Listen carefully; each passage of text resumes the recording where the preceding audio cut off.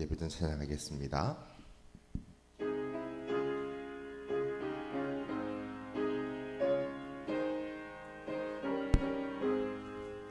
큰 죄에 빠진 나를 주 예수 건지사 그 넓은 품에 다시 품으시는 애는 저 바다보다 깊고 저 하늘보다 높다. 그 사랑 영원토록 나 찬송하리라. 날로 더욱 귀하다. 날로 더욱 귀하다. 한이 없이 넓은 우리 주의 사랑 날로 더욱 귀하다. 옛날에 유대 땅에 주 예수 다닐 때 은혜 받으려고 큰 물이 모였네. 눈먼 자 병든 자를 다 고쳐주셨으니 나 같은 죄인까지 그네 받도다.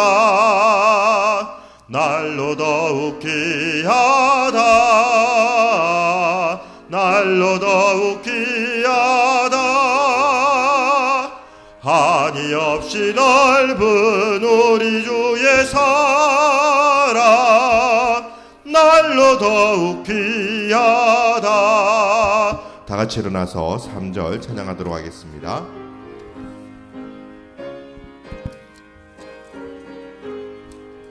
주 크신 사랑으로 만 백성 위하여 그 십자가의 고난 다 받으셨으니 그 속죄 받은 성도 큰 소리 함께 높여 온 천지 울리도록 주 찬송하리라. 날로 더욱 귀하다. 날로 더욱 귀하다. 한이 없이 넓은 우리 주의 사랑 날로 더욱 귀하다.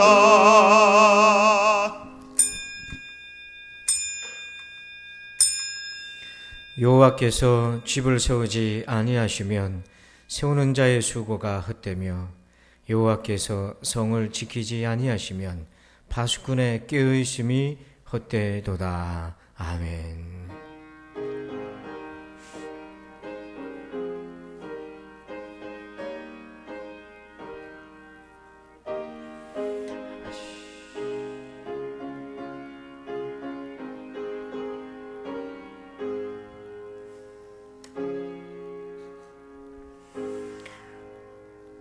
주님, 우리의 수고가, 우리의 깨어있음이 결코 하나님 아버지의 은혜를 앞설 수 없다는 것을 고백합니다. 오늘 우리의 수고와 깨어있음을 비로소 열매 맺게 하시는 하나님을 예배합니다. 친히 오셔서 우리 모든 사람을, 각 사람을 만나 주시옵소서. 사모하는 마음과 정직한 마음으로 예배하오니 영광을 받아 주옵소서. 성령님, 우리 가운데 임하여 주셔서 성령 안에서 예배하게 하여 주옵소서. 감사하며 예수님의 이름으로 기도합니다. 아멘. 다 함께 찬송가 26장을 찬양드립니다.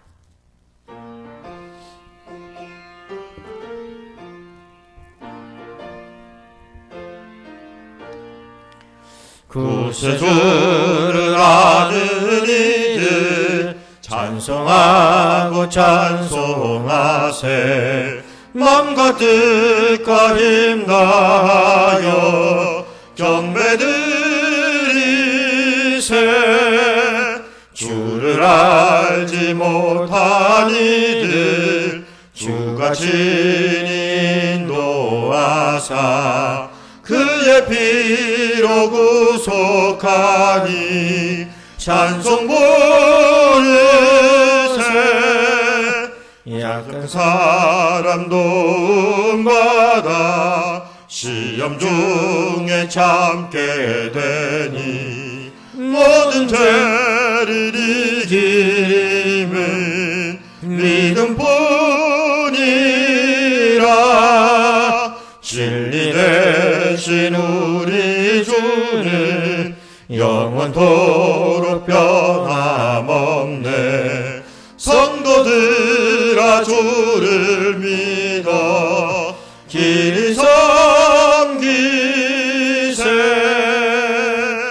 아멘. 교독문 제3번 시편 4편을 교독하겠습니다. 내 의의 하나님이여, 내가 부를 때에 응답하소서. 곤란 중에 나를 너그럽게 하셨사오니 인생들아, 어느 때까지 나의 영광을 바꾸어 욕되게 하며 여호와께서 자기를 위하여 경건한 자를 택하신 줄 너희가 알지어다. 너희는 떨며 범죄하지 말지어다. 자리에 누워 심중에 말하고 잠잠할지어다. 여러 사람의 말이 우리에게 선을 보일 자 누구뇨 하오니 주께서 내 마음에 두신 기쁨은 내가 평안히 눕고 자기도 하리니. 아멘. 나는 전능하신 아버지 하나님 천지의 창조주를 믿습니다. 나는 그의 유일하신 아들 우리 주 예수 그리스도를 믿습니다. 그는 성령으로 잉태되어 동정녀 마리아에게 선하시고 본디오 빌라도에게 고난을 받아 십자가에 못 박혀 죽으시고 장사한 지 사흘 만에 죽은 자 가운데서 다시 살아나셨으며 하늘에 오르시어 전능하신 아버지 하나님 우편에 앉아 계시다가 거기로부터 살아있는 자와 죽은 자를 심판하러 오십니다. 나는 성령을 믿으며 거룩한 공교회와 성도의 교제와 죄를 용서받는 것과 몸의 부활과 영생을 믿습니다. 아멘. 다 함께 자리에 앉으셔서 찬송가 288장을 찬양드립니다.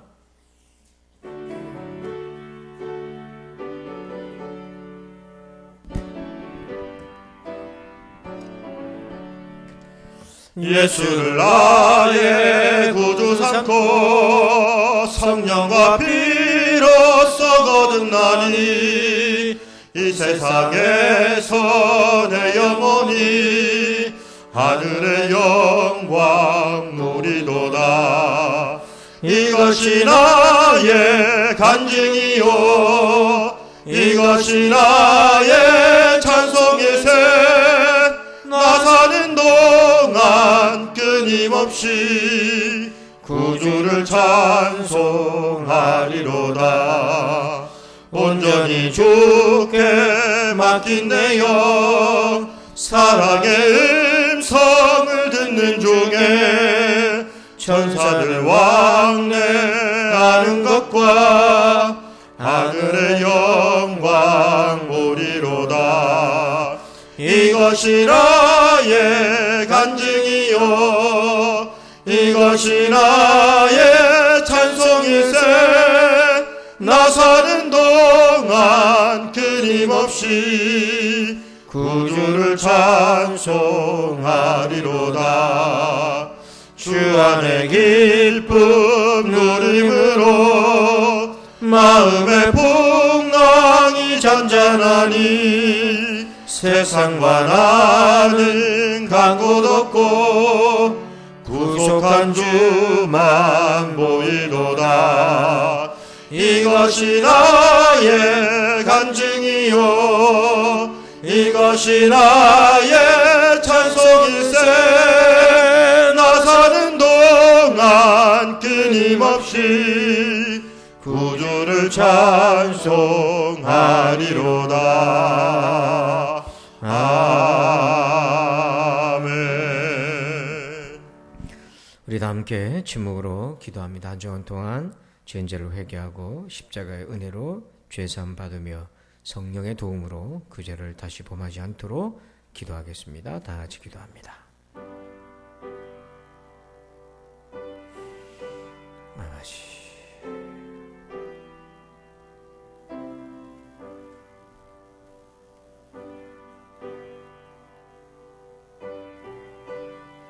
주님,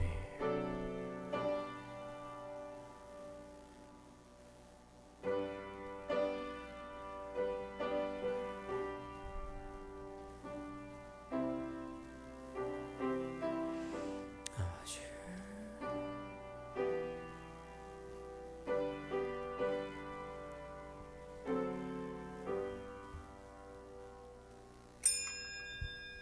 사랑과 능력의 하나님, 주님께 나와 예배하게 하심에 감사드립니다.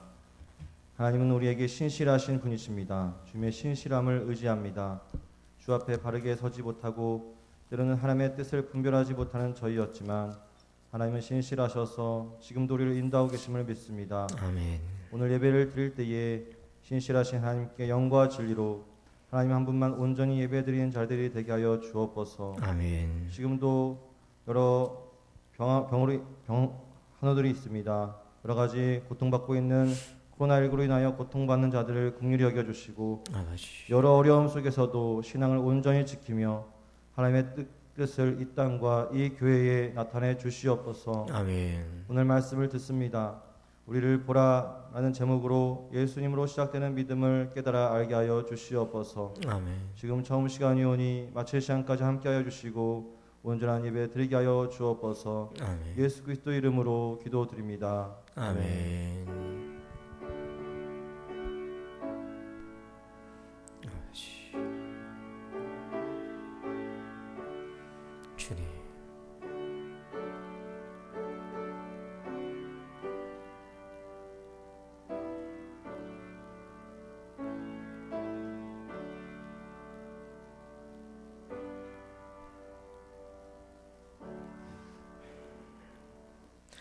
이 시간에는 교회 소식을 말씀드립니다. 좌우에 계신 성도들과 인사하겠습니다. 반갑습니다. 인사할까요? 감사합니다. 오늘은 부활 후 세 번째 주일로 지킵니다. 그리고 다음 주는 2부 예배 시간에 원로 장로 및 명예권사 추대식이 있겠습니다. 여러분들께서 함께 축하해 주시기를 바랍니다. 그리고 예배 방역 2단계 조치가 5월 2일까지 연장이 되어 있습니다. 여러분들께서 참고하시고 개인 방역에 힘써 주시고요. 교회에 입장하실 때 체온 측정과 명부 쓰시는 것을 협조해 주시면 고맙겠습니다. 우리 한 가지 기도 제목 계속 부탁드립니다. 50주년 기념 선교지 교회 건축에 우리 나이프라쿤 선교센터, 태국과 미얀마 국경에 있는 지역에 우리 이영진 선교사님이 우리 선교센터를 준비하고 있는데요. 우리가 50주년 기념으로 교회를 건축합니다. 그래서 5월 중에 건축을 시작하게 될 텐데 앞에 있는 현수막에도 설계 도면도 이렇게 올려놨습니다. 여러분들께서 기도해 주시고 가정별로 헌신해 주시면 고맙겠습니다. 되도록 5월 초까지 힘써 헌신해 주시기를 당부드립니다. 그리고 우리 목장연합 기도 세미나가 1강은 은혜 가운데 잘 마쳤고요. 이번 주 2강은 한동대학교 교수이자 교목인 김기호 목사님 모셔서 우리 기도 세미나를 갖습니다. 금요일 오전 11시입니다. 함께 오셔서 은혜의 시간 되시길 바랍니다. 교회학교는 2단계 조치가 될 때는 온라인으로 진행이 되고요. 청년 회원들은 11시 예배를 드리고 성경 공부는 정상 진행하겠습니다. 그리고 오늘은 각 기간 원례가 있겠습니다. 2부 예배 후에 함께 해주시기를 바랍니다. 나머지 강구는 주보를 참고해 주십시오. 이 시간에는 드리신 예물을 위해서 기도하겠습니다. 창조 때부터 복을 주신 하나님, 때로는 무화과 나무에 열매가 없고 우리의 양떼가 없는 불경기라 할지라도 하나님께 감사할 수 있는 믿음을 주시옵소서. 송아지가 없는 텅 빈 외양간을 바라볼 때이라도 그동안 주신 은혜를 기억하면서 흔들리지 않는 믿음을 주시옵소서. 이 믿음의 고백으로 예물을 올려드립니다. 하나님 아버지 영광을 받아 주시옵소서. 사랑하는 우리 부산진 성도들에게 복을 내려 주시옵소서.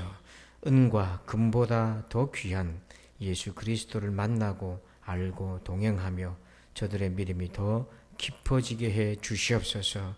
특별히 아버지 하나님, 기도의 제목을 적어서 예물을 드리면서 응답을 기다리는 성도들이 많습니다. 하나님, 응답하여 주시옵소서. 구하는 자에게 좋은 것을 주시는 하나님을 꼭 만나게 도와주시옵소서. 감사합니다. 모든 영광을 받으시옵소서. 예수 그리스도 이름으로 기도합니다. 아멘. 이 시간에는 오늘 주시는 하나님 말씀 보겠습니다. 사도행전 3장 4절입니다.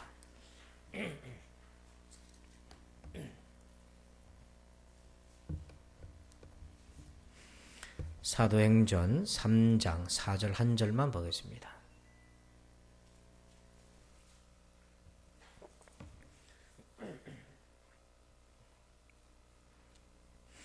사도행전 3장 4절입니다. 우리 함께 한 목소리를 봉독합니다. 시작. 베드로가 요한과 더불어 주목하여 이르되 우리를 보라 하니. 아멘. 할렐루야. 네, 오늘 예수로 말미암아 난 믿음 두 번째 시간, 우리를 보라는 제목으로 함께 은혜를 나눕니다. 여러분, 여자 사형수가 있었습니다. 원래 직업은 약사였습니다. 좋은 대학을 나온 약사였는데 어떻게 사형수가 됐나. 그 사연이 참 기가 막힌데요. 결혼을 하고 행복하게 잘 살았습니다. 약국도 운영하고. 근데 남편과의 불화가 생겼어요. 남편과의 사이가 좋지 않은데 그것 때문에 남편을 미워하게 되고 또 남편에 대해서 증오감을 갖게 되고요. 그리고 시댁의 시부모 또한 미워하고 증오하게 되었습니다. 근데 그게 너무 뿌리가 깊어지니까 사단이 들어왔는지 이 약사 부인이 남편을 청부살인을 시켜요. 그리고 그것도 모자라서 시어머니까지 그렇게 몇 번 죽이려고 하다가 발각이 되어서 결국에는 사형수가 되고 말았습니다. 감옥에 들어가서도 자해하고 반항하고 악할 때까지 악해져서 교도관들에게는 골시덩어리가 되어버렸습니다. 근데 어느 날 교도관이 고민하다가 저 사람을 어떻게 하면 좋겠나 하다가 독방에 성경책을 넣어줬습니다. 그런데 그 성경을 넣어준 교도관은 불교인인데 성경을 넣어준 겁니다. 참 희한하잖아요. 그런데 성경을 넣어줬는데 처음에는 쳐다도 안 보고 집어 던지고 소리를 지르던 그 사형수가 어느 순간에 성경을 뒤적거리기를 시작하면서 성경을 읽기를 시작했어요.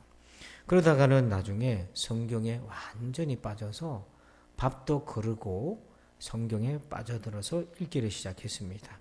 그러던 어느 순간에 엉엉 우는 소리가 들려서 들어가 보니까 쳐다보니까 이 사형수가 회개하고 예수님을 믿고 성령의 충만함을 받아서 완전히 다른 사람이 돼버렸어요. 그래서 다른 방으로 옮기면 맨 먼저 솔선수범 청소하고 변기도 손으로 다 닦아가지고 섬기고 아픈 사람 있으면 자기가 약사니까 약을 구해다 주고 섬기고 그래서 어느새 자기도 모르게 얼굴이 천사 얼굴이 되어버렸어요. 그리고 말이 통하지 않은 외국 여성과 한 방을 쓰는데 말이 통하지 않는데 그 외국 여성들이 이분을 보고는 예수님을 믿게 된 겁니다. 삶을 보고 그의 행적을 보고요. 비록 지은 죄로 인해서 이분이 안타깝게도 결국에는 사형을 당하게 되었지만은 그 죽음의 순간까지 찬송 부르고 회개하고 하나님 영광 돌리고 그리고 그 자리에 있던 모든 사형을 지켜보던 참관인들이 하나님을 발견하는 귀한 일들이 있었습니다. 그런데 안타까운 것은 그런 사람이 조금만 더 일찍 믿었더라면 이 너무 큰 아쉬움이 남는 거죠. 성도 여러분, 이 사형수를 변화시킨 분이 누구십니까? 바로 예수님이신 겁니다. 우리의 믿음의 대상이자 뿌리가 되시는 분이 예수님입니다. 그래서 이 예수님으로 인해서 생겨난 믿음, 예수로 말미암아 난 믿음, 이 믿음을 가진 사람, 그 사람은 오늘을 어떻게 살아갈 수 있겠습니까? 자, 우리 본문 4절을 같이 한번 더 읽어볼까요? 시작. 베드로가 요한과 더불어 주목하여 이르되 우리를 보라 하니. 베드로와 요한이 태어날 때부터 하반신을 쓰지 못했던 장애인을 보면서 우리를 보라 이렇게 외칩니다. 여러분, 이 말씀에서 예수로 말미암아 믿음을 가진 사람에게 일어나는 세 가지 중요한 은혜의 사건이 있어요. 자, 첫 번째는요. 제목을 읽어봅니다. 시작. 그 나를 만들라. 자, 2절을 읽습니다. 나면서 못 걷게 된 이를 사람들이 메고 오니 이는 성전에 들어가는 사람들에게 구걸하기 위하여 날마다 미문이라는 성전 문에 두는 자라. 아멘. 2절 끝에 보면 이 사람은 날마다 성전 미문에 앉아 있어서 거기서 구걸을 했습니다. 베드로와 요한이 한 번만 성전을 간 것이 아니라 이들도 기도하기 위해서 수시로 성전을 방문하게 되는데, 그러면 여기서 보면 날마다라는 단어를 주목해 보시면 서로 날마다 서로 얼굴을 알 수 있는 관계인 거예요. 매일매일 그 자리에 앉아 있었기 때문에. 자, 그런데 그 날마다, 평범한 날마다가 특별한 날로 바뀝니다. 잊을 수 없는 그 날로 바뀌게 돼요. 어떤 날이냐면 바로 8절에 보니까 뛰어서서 걸으며 그들과 함께 성전으로 들어가면서 걷기도 하고 뛰기도 하며 하나님을 찬송하니. 그가, 안전병이었던 그가 예수님의 이름으로 일어나서 걸으면서 성전에 들어가서 찬양하고 기뻐하는 잊을 수 없는 구원의 날로 바뀌는 거예요. 날마다 구걸하던 자에게 오늘은 잊을 수 없는 구원의 날이 그에게 오게 된 거죠. 여러분, 이렇게 그 날을 경험하면은 이전의 장애를 가지고 태어날 때부터, 어릴 때부터 얼마나 많은 상처와 고난을 겪었겠어요? 그런데 그 날을 한 번만 경험하면 이전에 살아왔던 모든 고통과 고난의 인생의 전체 의미가 싹 달라진다는 거예요. 구원의 날은 나의 과거를 새롭게 조망하게 만들어줘요. 그래서 C.S. 루이스 기독교 철학자는 그렇게 얘기를 해요. 천국과 지옥의 이혼이라는 책에서 이렇게 얘기합니다.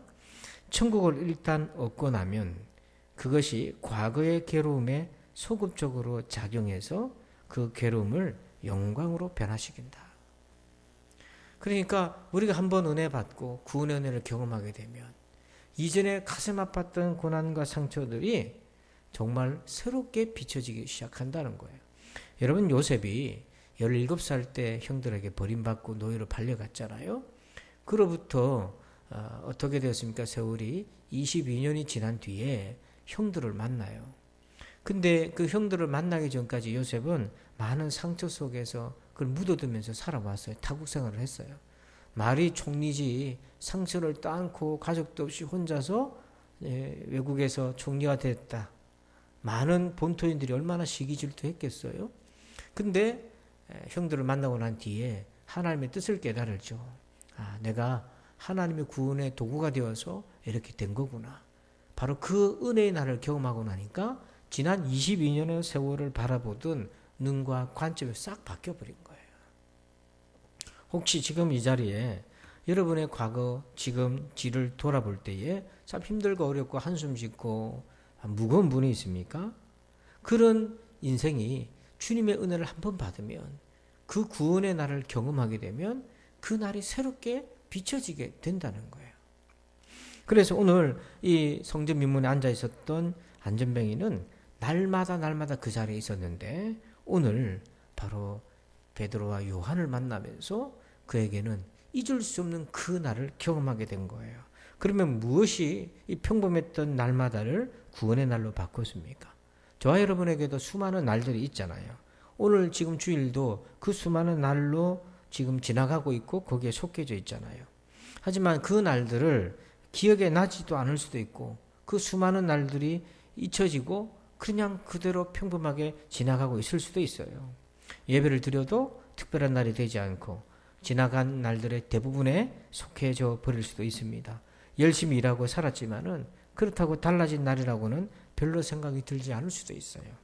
여러분, 그런 평범한 매일에서 우리가 어떻게 구원의 그날을 만들 수 있겠습니까? 자, 우리 16절을 읽어봅시다. 같이 시작. 그 이름을 믿음으로 그 이름이 너희가 보고 아는 이 사람을 성하게 하였나니 예수로 말미암아 난 믿음이 너희 모든 사람 앞에서 이같이 완전히 낫게 하였느니라. 아멘. 여러분 이 16절에 평범한 매일을 특별한 구원의 날로 바꾸는 능력이 있어요. 그것이 무엇입니까? 예수로 말미암아 난 믿음이라고 하는 거예요.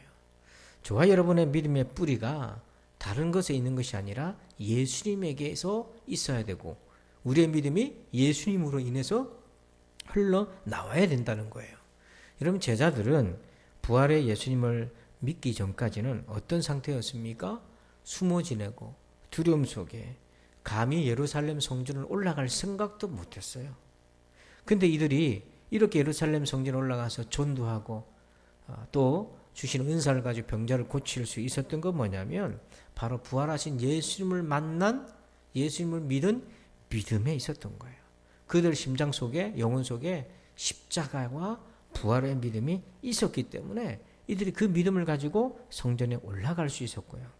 그러던 어느 날 제자들 안에 계신 하나님이 움직이기를 시작하셨어요. 그래서 4절을 다시 보면 베드로가 요한과 더불어 그 다음 뭐라고 되어 있습니까? 주목하여 이렇게 표현이 나오죠. 이것은 베드로가 그리고 요한이 매일같이 보던 그 안진병이었지만 이날은 특별하게 달랐다는 거예요. 이날은 주목하게 되는데 이 주목이라는 것을 영어 성경에서 보면 뭐라고 표현되어 있냐면 의도를 가지고 바라보다 이런 의미를 가지고 있어요.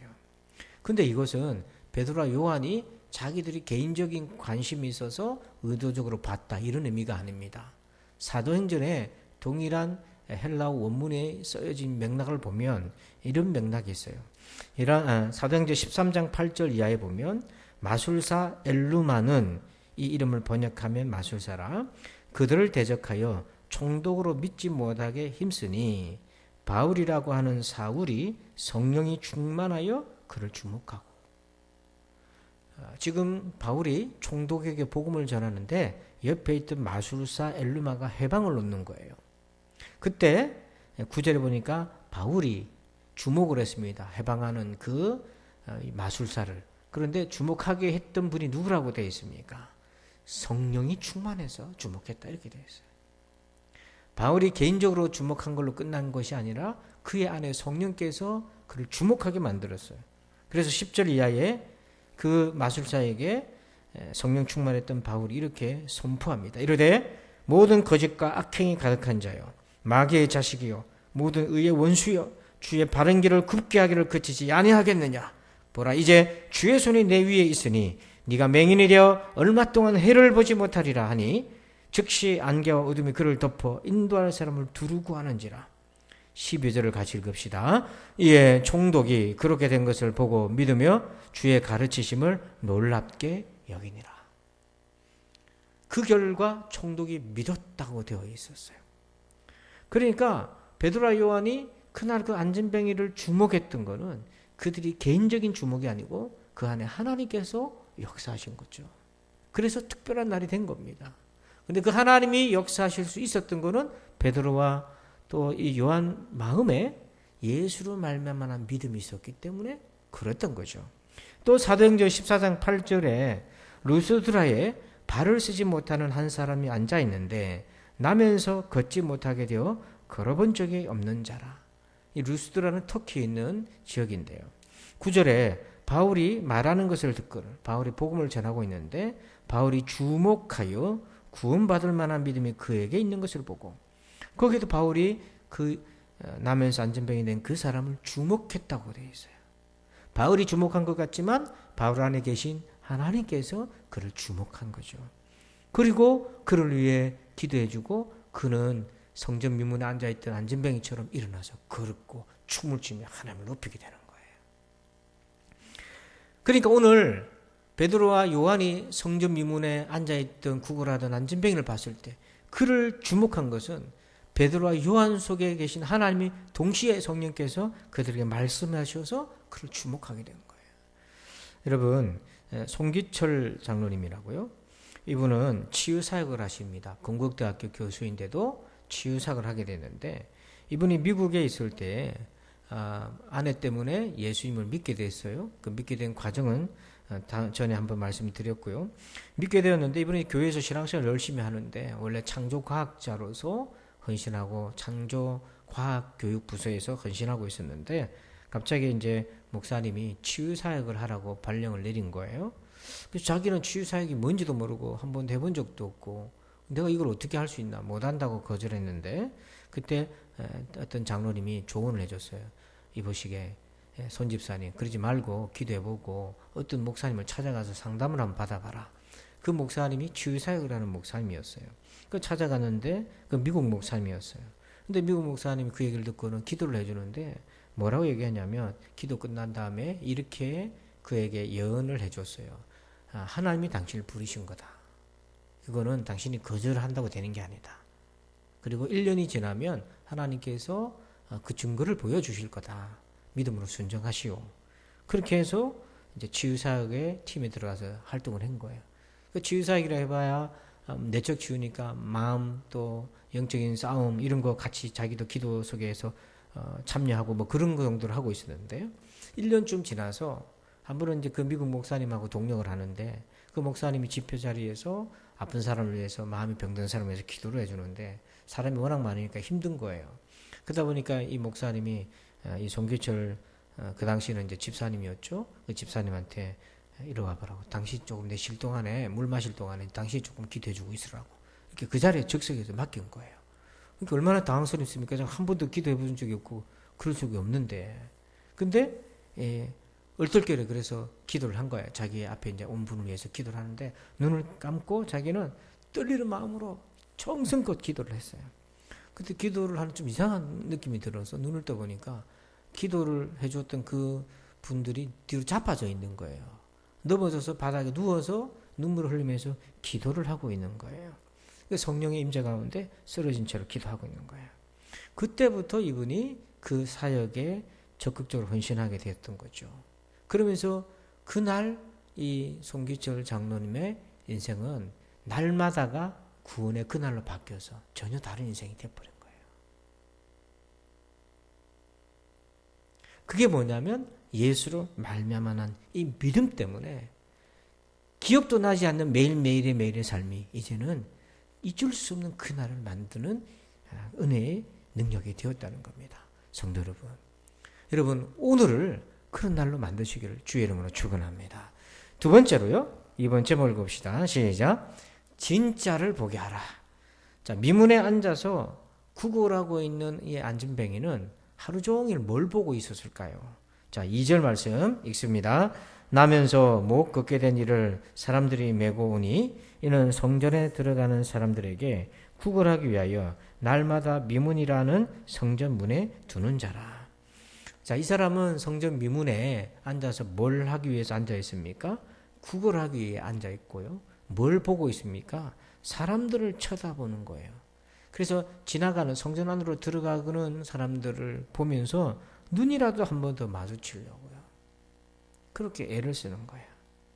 제가 어제 잠깐 볼리보로 시내를 나갔는데 거기에 구제를 요청하는 사람들이 있더라고요. 근데 그분은 이제 건강한 분인데 통을 들고 다니면서 지나가는 사람들 툭툭 치면서 넣어달라 이렇게 하더라고요. 그러니까 한 사람이라도 더 눈에 마주치려고 애를 쓰는 게 보이더라고요. 보니까 생존을 위해서 그게 필요한 거죠.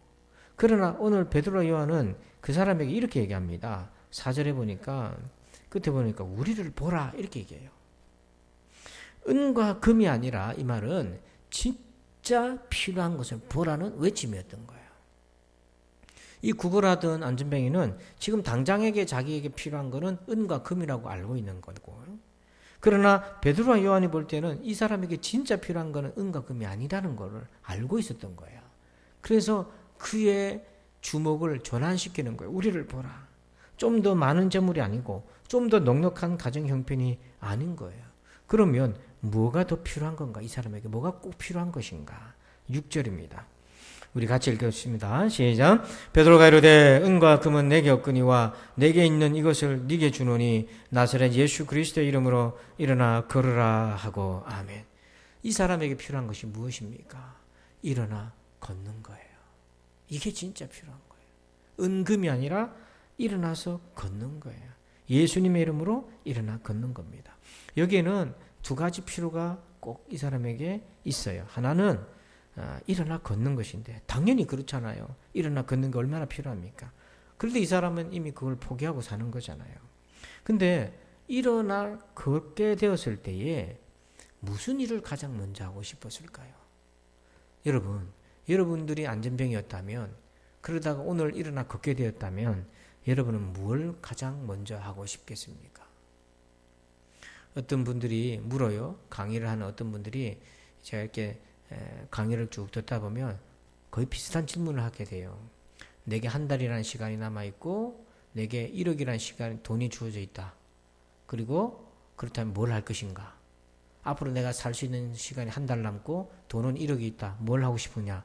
물어보면 대부분 답을 뭘 얘기하죠? 여행 가고 싶다는 거예요. 대부분 다 여행 가고 싶다는 거예요. 여러분, 지금 이 안전뱅이가 일어나 걷게 되었을 때에 여러분이라면 맨 먼저 뭘 하고 싶었겠어요? 못 가봤던 좋은 데 구경 다니고 싶으세요? 이 안전뱅이는 뭘 먼저 했습니까? 8절입니다. 읽습니다. 시작. 뛰어서서 걸으며 그들과 함께 성전으로 들어가면서 걷기도 하고 뛰기도 하며 하나님을 찬송하니. 아멘. 이 사람은 일어나 걸으면서 맨 먼저 뭘 했다고 되어 있습니까? 어디로 들어갔습니까? 성전으로 들어갔어요. 그리고 그곳에서 걷고 뛰고 하나님을 찬송했어요. 여러분, 원래 성전은요, 장애인은 못 갑니다. 부정한 자라 그래서 장애인은 들어갈 수가 없었어요. 근데 그가 맨 먼저 했던 것이 뭐냐면 성전에서 하나님을 찬송하는 것이었어요. 우리는 흔히 이렇게 접근합니다. 걷게 해주시면 내가 하나님 믿겠습니다. 하나님 나 걷게 해주시면은 봉사하겠습니다. 우리 흔히 이렇게 접근하잖아요. 이것도 잘하는 거예요. 왜냐하면 이렇게도 안 하는 사람이 참 많기 때문에 이런 헌신도 잘하는 거예요. 근데 우리가 조금 더 나아가자면, 조금 더 욕심을 부리자면, 하나님, 내가 하나님을 예배하기 위해서 걷기 원합니다. 이런 소원이 더욱 복된 거예요. 여러분에게 어떤 문제가 있잖아요. 하나님, 이 문제를 해결해 주시면 나 주님 더 잘 섬길게요. 이렇게 소원하실 수 있잖아요. 그거 잘하고 계시는 거예요. 그리고 그 소원은 꼭 지키셔야 돼요. 그런데 나의 목적이 아니라 하나님, 내가 하나님을 더 잘 섬기기를 원합니다. 그러니 이 문제를 풀어주시옵소서. 바로 우선순위가 내 문제가 풀리는 것이 아니라 하나님을 위해서. 그렇다면, 그런 마음이 있다면 그리하지 아니하실지라도 변함없는 사람이 될 수 있는 거죠. 그래서 우리가 궁금하죠. 예배가 뭐가 그리 좋길래 일어나 걷게 되면서부터 맨 먼저 한 것이 성전에 들어가서 춤추고 뛰면서 하나님을 높였던 건가? 여러분, 예배 드리면 행복하십니까? 여러분은 예배를 드릴 때 어떠세요? 저는 예배 드린다는 것이 얼마나 행복한 일인지를 깨달은 것이 고등학교 때였습니다. 개척교회를 다녔어요. 그러니까 성도들 한 30명 정도 모이면 꽉 찬 그런 예배당이었습니다.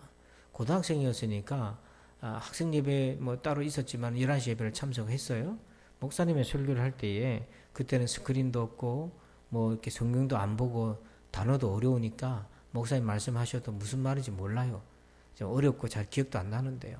그리고 어쨌든 안 졸고 열심히 들으려고 애를 썼어요. 그리고 예배를 드리는데 찬송 부르잖아요.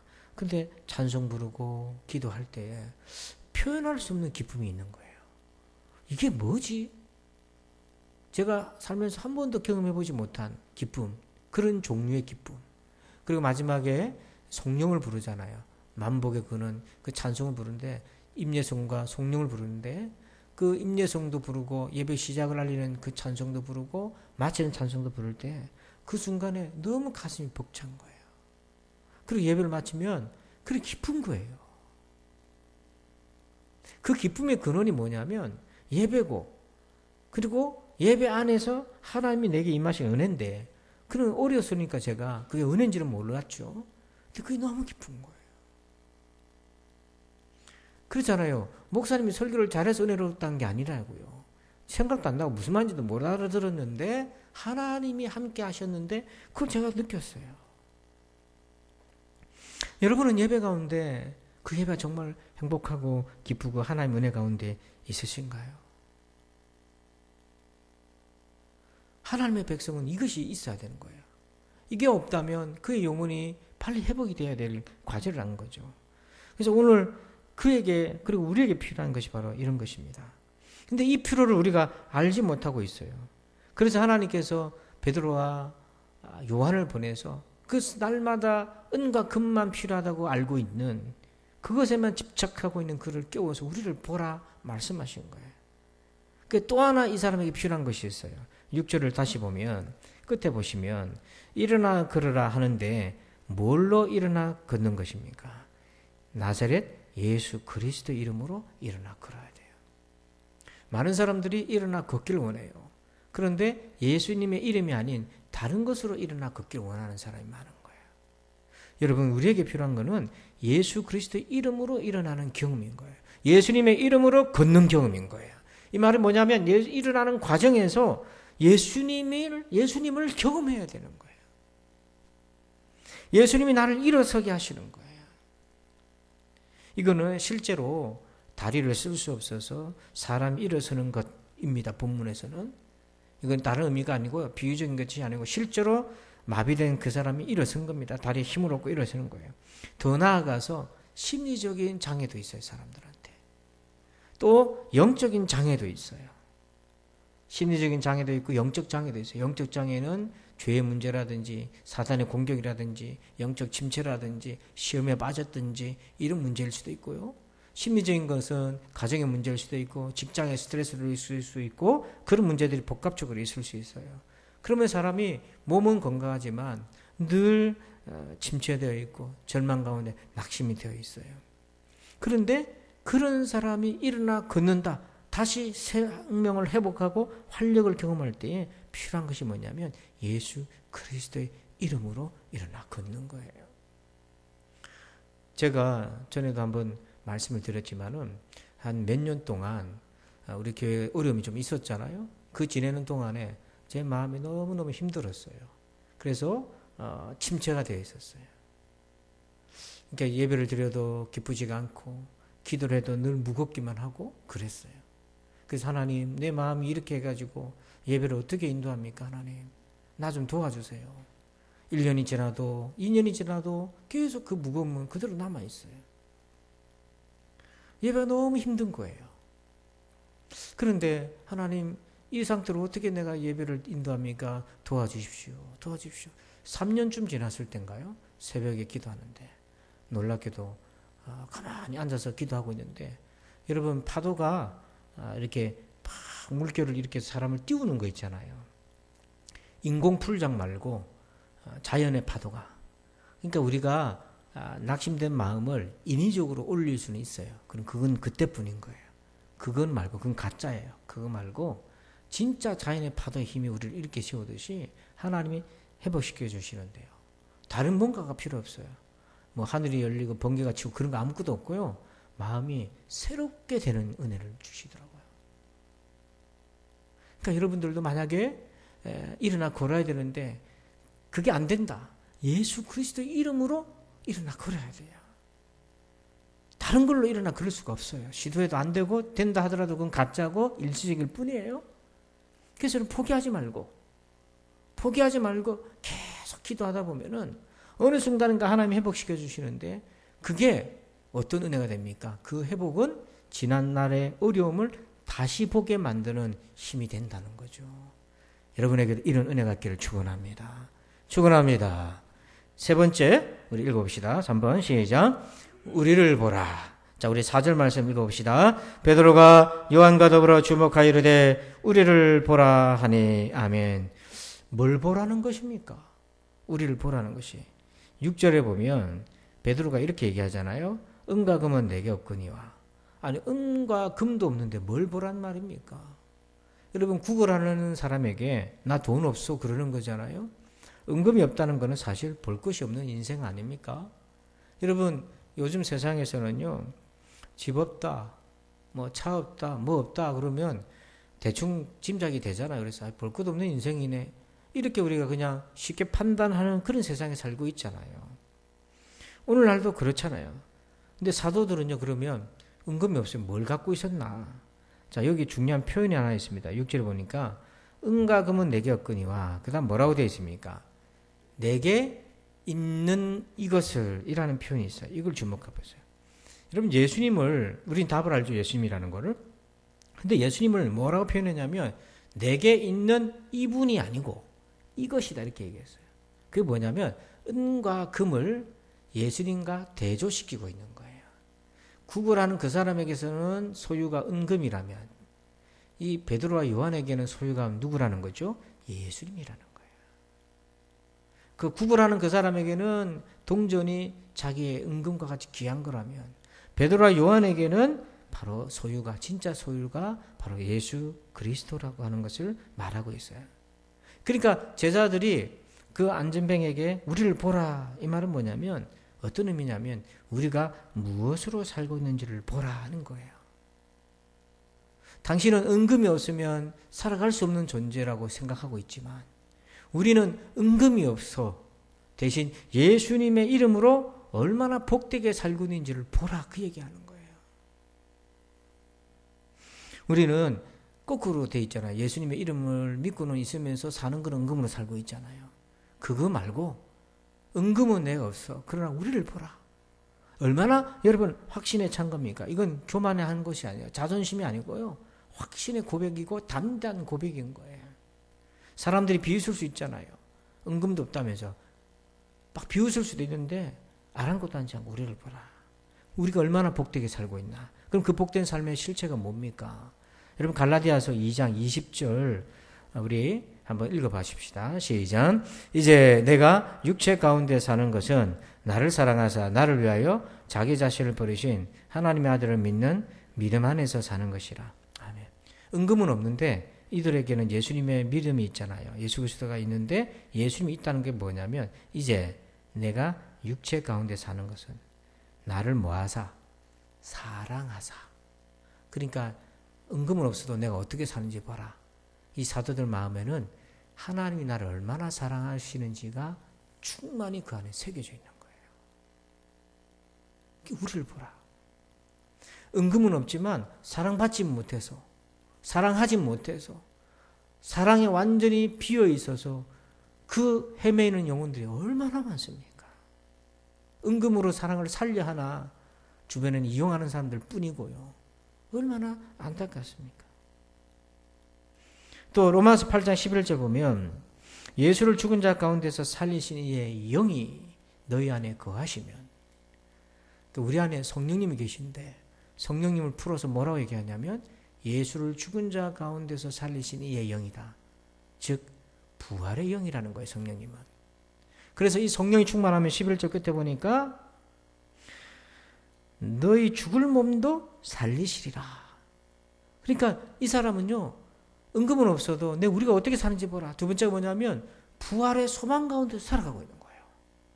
이건 좀 희망이 아니에요.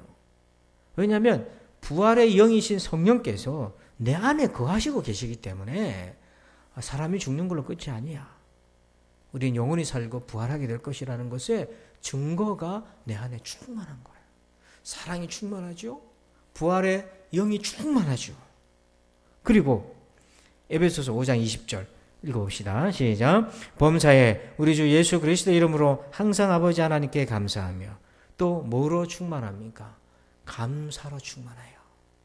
보시면 예수 그리스도 이름으로 항상 아버지 하나님께 감사한다. 그러니까 여러분 사람 마음에 사랑이 충만하고요. 내가 사랑받는 게 충만하고 그리고 내 안에 부활의 영으로 충만하고 그리고 내 안에 감사로 충만하면 이 사람이 제일 행복한 사람이잖아요. 아멘. 아멘이잖아요. 예수 믿으면서 이런 은혜가 없으면 어떻게 예수 믿어요? 그 예수 믿는 거 아니지. 그러니까 베드로가 요한이 그 사람 보고 우리를 보라. 우리 은금 없어도 우리 어떻게 살고 있는지 봐라. 우리 어떻게 살고 있는지 봐라. 여러분 여기서 우리가 도전받아야 되지 않나요? 우리 은금도 충만하잖아요.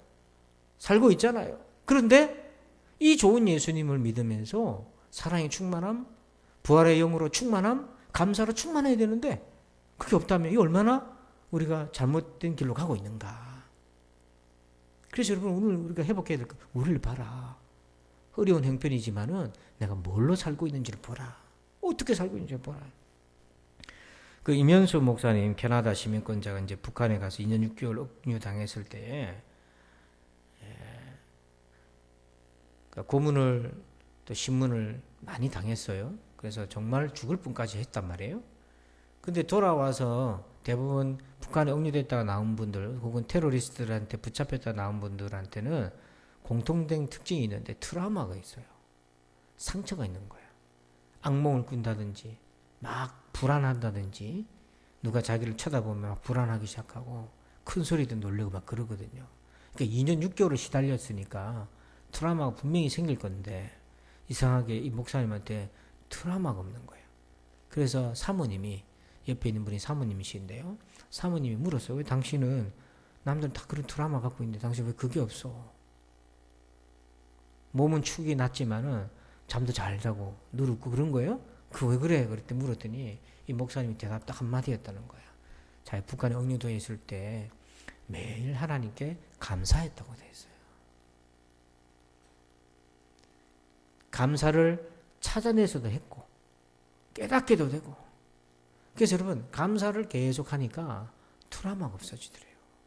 그리고 2년 6개월을 자기는 뭐라고 생각했냐면, 내가 너무 그동안 바빠서 좀 수도원이나 기도원 같은 데 조용히 기도하고 지내고 싶었는데 2년 6개월 동안 성경만 보고 밖에 나가면 노동하고 들어오면 성경 보고 기도했다는 거죠. 그러니까 수도원 같다, 이런 생각이 들면서 감사했다는 거예요. 이런 발상이 가능합니까? 그런 발상이 가능한 게 뭐냐면 감사하니까 내가 지금 수도원 생활하는구나. 근데 그 안에서 성경 보면서 설교거리를 너무너무 많이 적어놓은 거예요. 그래서 날마다 감사했어요. 여러분, 감옥에서도 감사하잖아요. 오늘 우리는 얼마나 감사해야 되겠습니까? 우리 한번 고백합시다. 감사합니다. 저한테 감사하라는 게 아니잖아요. 하나님께 감사한다고요. 하나님 감사합니다. 정말로 진심으로 고백해보세요. 그래서 베드로와 요한이 그 안전뱅이에게 확신 있게 말한 거예요. 우리를 보라, 우리를 보라. 성도 여러분, 오늘 우리도 예수를 말미암아 난 믿음을 구합시다. 그래서 우리를 보라고 그렇게 예수님을 증거하는 그런 우리가 되기를 주의 이름으로 축원합니다. 아버지 하나님 감사합니다. 오늘 베드로와 요한이 우리를 보라, 그렇게 성령의 충만함 속에 외쳤던 것처럼 우리 또한 그렇게 당당하게 고백할 수 있는 아름다운 믿음을 주시옵소서. 감사하며 예수님의 이름으로 기도합니다. 아멘. 우리 다 함께 자리에 일어나십니다. 성령 1장을 찬송 드립니다.